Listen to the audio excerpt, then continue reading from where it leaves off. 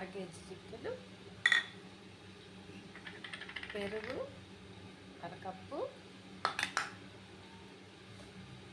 అరకప్పు కారం, అరకప్పు పెరుగు, తగినంత ఉప్పు, గరం మసాలా వేసి కలుపుకునేస్తాం.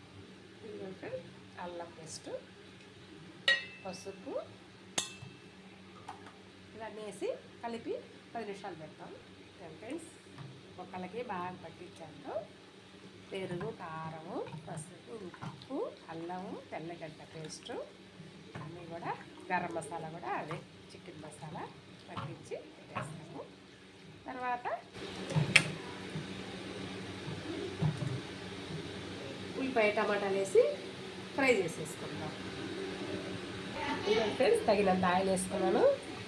పాన్ పెట్టి చూడండి ఫ్రెండ్స్, పట్టాలాగు సోపు అవన్నీ మసాలా వస్తువులు వేసేసుకున్నాం. ఇదిగోండి ఫ్రెండ్స్, కరివేపాకు వేసుకున్నాం, ఉల్లిపాయలు వేసుకున్నాం. చూడండి ఫ్రెండ్స్, ఉల్లిపాయల్లో కూడా కొంచెం సాల్ట్ వేసుకున్నాం, త్వరగా ఎగిపోద్ది. ఉల్లిపాయలు బాగా ఎగితేనే కూర బాగుంటుంది.